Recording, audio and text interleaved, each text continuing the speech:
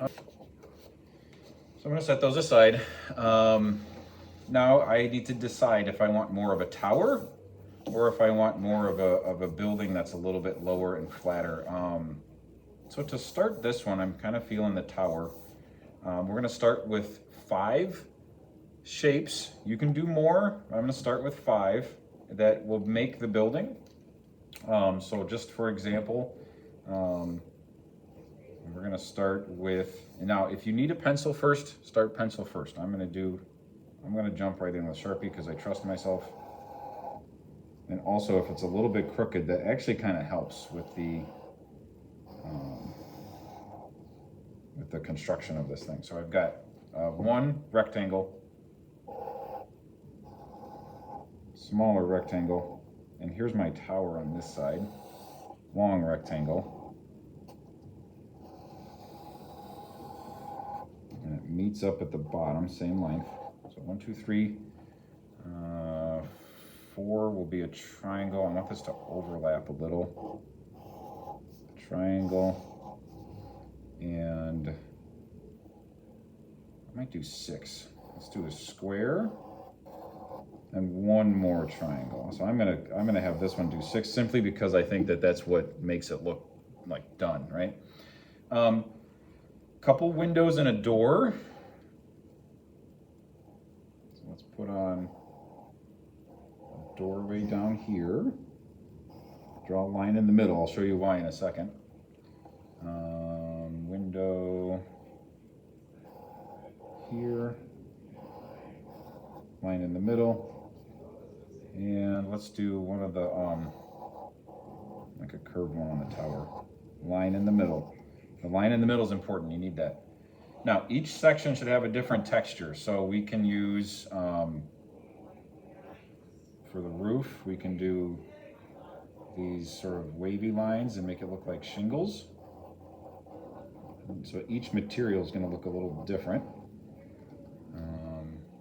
Then maybe let's do stones. Or bricks. Bricks rather, yeah, bricks, those are bricks. Stones might look like this. Like if it's made of stones, I might put like different size lumpy.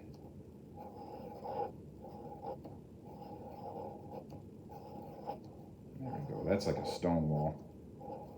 Or some are big and then some are little here and there. Oh cool, that works. So we got stones, we got bricks.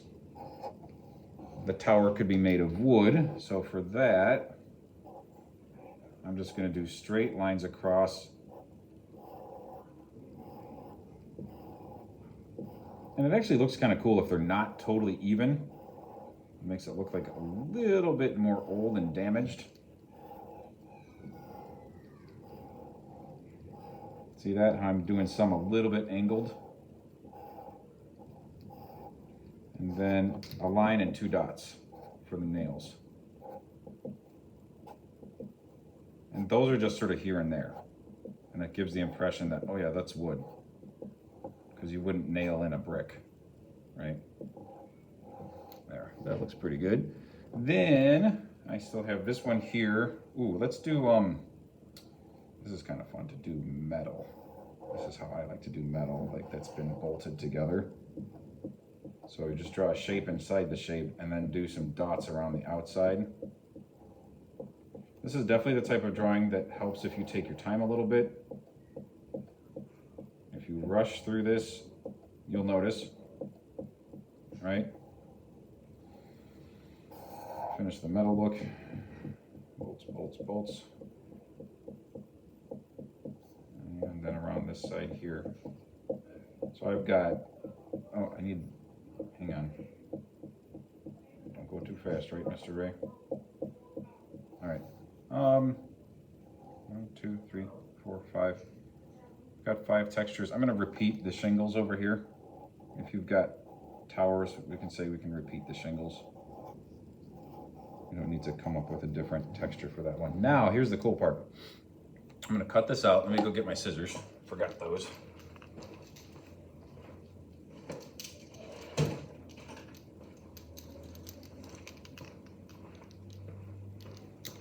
the ones in the tables aren't quite big enough for me. If you need a bigger pair of scissors, please let me know. I'll cut this out around the outline.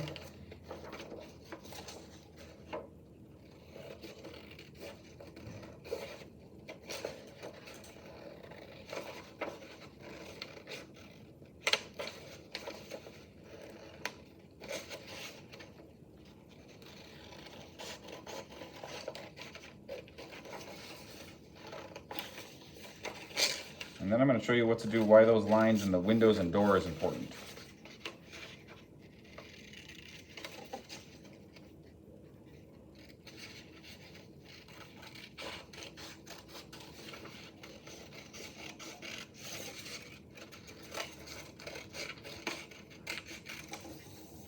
So there we go. Now this is not the black paper I'm going to use to glue it on.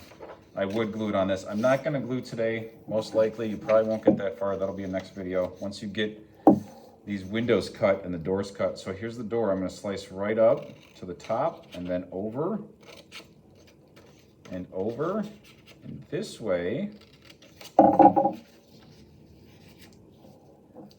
These will open. So I'll have a little surprise peeking behind there in my drawing. So in order to do these windows, you would bend it a little bit, just a tiny bit. Don't fold it like hard, don't pinch it. But then you go a little snip and snip. And that way you can fit your scissors in between and finish cutting the window open. That's how you can cut something out of a paper from the middle of it without slicing through the top or the side. You just bend the paper a little bit. So on this one, I got to be careful because it's my skinny tower. All right, so I'm just going to go snip and then straight up. And then since this is curved, I'm going to have to get in here and curve it a little bit. If you cut the whole thing out, your window will be always open. You won't get the surprise effect. It'll be okay, but you just won't have that ability to open and close it. So at this point, what I want you to do is just double check, make sure your windows all work, right? And then put your name on the back. You can use a pencil, put your name on the back, and this can get turned in. Because like I said, next time we'll be using, this is my Sharpie paper. I'm not gonna stick it to that. Next time I will show you how to attach this and add more details to it. Okay? Awesome, good job.